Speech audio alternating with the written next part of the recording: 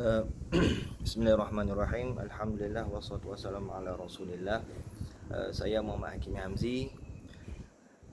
Assalamualaikum doktor yang dirahmati Allah. Saya akan bentangkan pada hari ini berkaitan tajuk pembentangan orientalis, tokoh orientalis seorang sahaja, iaitu John Bolton. Saya terus masuklah tajuk ni.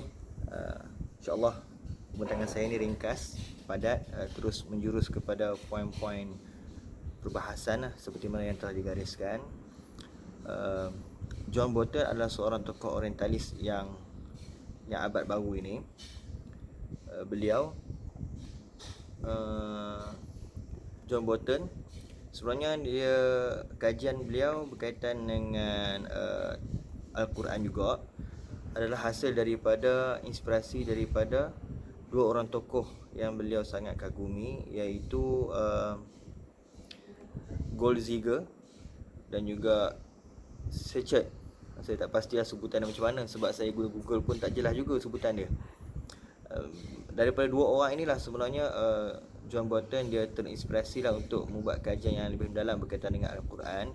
Adapun dua tokoh yang dia kagumi ini lebih, kajian mereka lebih tertumpu kepada bidang hadis, sehingga mana mereka ini mengeluarkan kenyataan bahawa hadis ini memang diragukan, tidak boleh dipakai. Ini dua orang tokoh inilah. Tapi John Bolton, dua orang tokoh tadi juga, dia bidang hadis yang berkaitan dengan Al-Quran lah. Dia nak bawa kepada mula tolak hadis, hasilnya menolak juga Al-Quran. Sebab banyak juga berkaitan dengan Al-Quran ini, riwayat-riwayat berkaitan dengan penurunan Al-Quran berkaitan hadis, maka dia ke arah situ juga untuk menolak Al-Quran. Manakala John Bolton, dia lebih, kajian dia berkaitan dengan Al-Quran, dia lebih menggunakan kaedah fiqh, iaitu usul fiqh berkaitan dengan nasikh dan mansukh. Dia menggunakan kaedah tersebut untuk mengkaji berkaitan dengan sejarah penurunan Al-Quran sampailah kepada pengumpulan Al-Quran pada zaman Sayyidina Uthman. Okey. Apakah pandangan, tanggapan John Bolton berkaitan dengan Al-Quran ini? Sebenarnya dia di dalam bukunya The Collection, kata silap saya, ada dalam nota sini, The Collection, dia mengatakan mushaf yang ada pada kita pada hari ini sebenarnya adalah mushaf hasil pengumpulan daripada zaman Nabi, hasil pengumpulan oleh Nabi sendiri di zaman beliau. Dan beliau dengan keras menolak yang pandangan yang mengatakan pengumpulan Al-Quran bermula daripada zaman Abu Bakar, kemudian disempurnakan oleh zaman Uthman, yang dikatakan sebagai Resam Uthmani. Beliau menolak kenyataan tersebut. Beliau mengatakan bahawasanya pandangan ini adalah direka oleh ahli fiqh, demi nak mendukung kenyataan pandangan mazhab masing-masing. Ini pandangan dia lah, pandangan beliau. Dan juga mengapa beliau boleh kata macam ni, sebenarnya hasil daripada beliau mengatakan proses pengumpulan Al-Quran zaman Resam Uthmani tipu, seleweng, palsu. Dia sebenarnya terbawa juga kepada beberapa, dia berkait dengan kaedah fiqh, yang mana beliau mengatakan bila proses pengumpulan Al-Quran ni pun palsu, maka proses nasakh wa mansukh, khususnya berkaitan dua konsep, iaitu nasakh tilawah dunal hukmi, dan juga nasakh hukm dan tilawah ni sebenarnya itu pun direka. Ulama tidak ada autoriti kata untuk nak buat proses ni. Dalam bacaan dalam kitab ada, tetapi hukum tak ada, ataupun dua-dua tak ada. Ini benda adalah palsu. Ini adalah retetan daripada pandangan yang mengatakan bahawasanya proses Al-Quran itu bermula pada zaman Abu Bakar, Umar dan juga Uthman. Maka benda ni direka oleh para ulama untuk nak membenarkan pandangan-pandangan fiqh mereka. Maka dia menolak perkara tersebut lah. Dia mengatakan nak nasikh mansukh pun ada zaman Nabi, itu pun melalui Al-Quran dan juga dengan Al-Quran. Okey, ini adalah poinnya lah. Poin tentangan beliau yang saya jumpa ini je. Saya jumpa melalui hasil-hasil pembacaan melalui jurnal-jurnal Saya tak sempat untuk buka buku dia yang betul. Saya buka jurnal-jurnal yang mana saya dapat. Jurnal-jurnal pun banyak daripada Indonesia. Memang terkedepan sikit lah Indonesia ni dari sudut penulisan perbahasan berkaitan dengan orientalis. Itu pun tak berapa banyak lah John Bolton ni. Tak berapa banyak. Sudahlah bahasa Indonesia susah juga nak faham. Okey, John Bolton. Okey.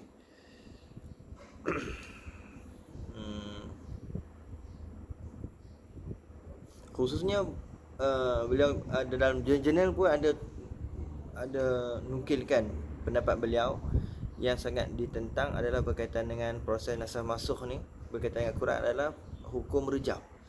Zina, rejam terhadap pelaku zina. Ini pun dia tentang. Ni poin-poin dia lah. Maka jawapannya macam mana? Adakah benar kenyataan pandangan beliau tersebut? Kerana John Bolton ni pun antara tokoh yang kalau kita tengok, saya tengoklah dalam mana-mana jurnal, pandangan John Bolton berkaitan dengan Al-Quran ni, khususnya dalam bab nas wa mansukh ni, memang dia ni seorang yang terlibat hebat dalam kajian nas wa mansukh berkaitan dengan Al-Quran. Pandangan beliau ini pun dinilai jugalah, diangkat oleh golongan orientalis, mungkin liberal pun sama juga. Jadi dia bahaya. Dan sebenarnya pandangan-pandangan beliau ni pun telah mendapat perhatian daripada pelbagai pihak, baik daripada Muslim ataupun non-Muslim. Non-Muslim sendiri pun sebenarnya banyak dah membantah, menyangkal pandangan dan dakwaan Bolton ni.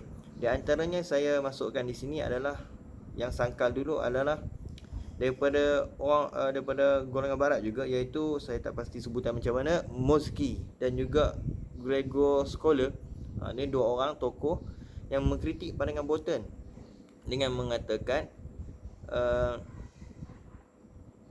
sebenarnya pandangan Bolton yang mengatakan riwayat yang menceritakan berkaitan pengumpulan Al-Quran bermula daripada zaman Abu Bakar sehinggalah disempurnakan pada zaman Uthman, ini adalah satu pandangan yang tidak boleh disangkal, kerana hasil-hasil sumber rujukan ni lama dan terlampau banyak. Lama dan juga banyak, memang tak dapat disangkal. Perkara itu memang benar-benar terjadi. Ini pandangan mereka lah. Namun pandangan dua tokoh ni yang nak menyangkal pandangan Bolton ni, dia lebih bersifat sejarah lah. Mereka juga menggunakan hadis, lebih bersifat sejarah. Tetapi John Bolton ni dia lebih bersifat logik. Macam kurang kena sikit lah, kurang kena. Tapi tetap dinilai juga, ada nilai yang tinggi juga hujah mereka ni. Orang kata itulah, bila nak berkait dengan sejarah Islam ni, memang semua buku-buku sejarah, hadis, semua para ulama, para mufassir mengatakan memang berlaku pengumpulan Al-Quran tu bukan pada zaman Nabi. Pengumpulan Al-Quran tu adalah disempurnakan pada zaman Uthman. Memang tak dapat dinafikan. Maka daripada mana John Bolton ni dapat? Yang seterusnya, hujah yang seterusnya memang menyangkal terus pandangan John Bolton ni adalah dengan penemuan mushaf pra-Uthmani di bumi Sana'a, Yaman. Maka dengan penemuan manuskrip awal Al-Quran seperti manuskrip para Uthmani di Sana'a ini sebenarnya telah menyangkal tanggapan bahawa pengumpulan Al-Quran dilakukan oleh Nabi sendiri pada zaman beliau, pada zaman baginda Nabi SAW. Sebab apa? Jika benarlah pengumpulan mushaf ini hanya berlaku pada zaman Nabi, dah komplit seperti yang ada pada kita sekarang ini adalah seperti mana ada zaman Nabi. John Bolton kata macam tu. Apa yang ada pada zaman law ni, daripada surah Al-Fatihah, surah An-Nas yang ada zaman sekarang ni adalah apa yang ada zaman Nabi. Kalaulah macam tu lah pandangan beliau, tidak akan ada manuskrip para Uthmani tersebut. Itu satu. Dan yang kedua, tidak ada sejarah-sejarah para mufassir, para pekaji hadis, para ulama fiqh dan sebagainya tidak akan menceritakan berkaitan dengan pengumpulan zaman Abu Bakar, cerita berkaitan dengan Umar, cerita berkenaan dengan amanah untuk pengumpulan Abu Bakar, pengumpulan Al-Quran itu diberikan kepada Zaid. Tidak akan berlaku cerita macam tu yang begitu banyak.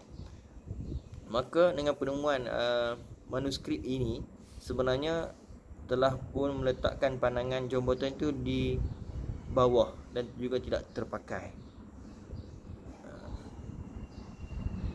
Ini adalah dua contoh sanggahan lah yang saya sertakan dalam makalah ringkas saya ini berkaitan dengan pandangan John Bolton yang perlu difahami oleh penuntut agama secara khususnya.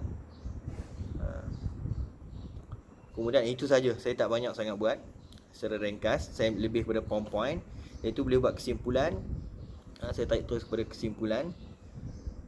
Sebenarnya memang kita sedia maklum, macam itulah keadaannya Islam yang sentiasa dicemburui dan juga dimusuhi. Para musuh Islam ni dia akan cuba untuk nak merosakkan Islam, khususnya dari sudut dalaman, nak merosakkan dari sudut intipati ajaran dia, yang mana mereka tahu sebenarnya bila dah rosak intipati ajaran agama Islam ni, sebenarnya akan memberi implikasi kepada penganut dia. Okey, maka lahirlah para orientalis, di antara John Bolton. Maka dia pun membuat pandangan dia yang mengatakan bahawasanya pengumpulan Al-Quran itu sebenarnya tidak ada satu benda yang palsu, dan ini telah pun dijawab oleh tokoh daripada barat sendiri, Moski dan juga Josh Scholar, dan juga beberapa dan juga pandangan yang mengatakan bahawasanya pandangan pengumpulan itu palsu ditolak dengan penemuan manuskrip resam Uthmani di bumi Sana'a. Saya tak pastilah sejauh mana, tak jumpa pula manuskrip tu. Macam saya search juga tak jumpa, tapi benda ni ada dalam jurnal. Jadi saya ambil jugalah. Saya pun tak tahu macam mana manuskrip tu, tak jumpa. Walaupun saya belajar di Sana'a dulu, tapi tak jumpa pula. Tak pernah dengar pun cerita ni. Mungkin tak gaji kot masa dulu. Okey, ni jadi setelah mana kritikan beliau ini telah dikupas, disanggah kembali, maka kita dapat tahulah sebenarnya apa yang dinyatakan oleh John Bolton ni adalah benda, sebenarnya dia yang palsu. Sebenarnya dia lah yang bawa cerita palsu, dan tuduhan dia terhadap ahli fiqh kita ni berat sebenarnya berat. Dia kata kita seleweng dan sebagainya, dan nampak John Bolton ni dia tidak, walaupun dia mengkaji dalam berkaitan dengan proses naskh wa mansukh di dalam bidang Quran, sebenarnya boleh saya katakan dia disiplin ilmu tu sebenarnya dia tak ikut betul. Disiplin ilmu tu sebenarnya dia tidak ikut betul. Tambah-tambah lagi berkaitan dengan riwayat hadis. Sebab kalau dia mengikut disiplin yang betul berdasarkan riwayat hadis, dia tak akan jadi seperti ini. Dia akan jadi seperti apa? Orientalis yang lain. Orientalis yang lain kaji bidang hadis mengakui juga tentang keturunan hadis dan sebagainya. Cuma adalah part-part yang tertentu mereka cuba nak meragukan. Tetapi John Bolton ni tidak, seolah-olah macam dia menolak hadis. Soal dia menolak hadis kerana apa? Kerana hasil daripada dua tokoh yang dia kagum tadi lah. Siapa tadi dah nama dia? Dua orang tadi yang saya jantakan dalam awal tadi lah. Jadi sekali ini sahaja pembentangan saya yang ringkas. Mudah-mudahan ada sikit manfaat yang dapat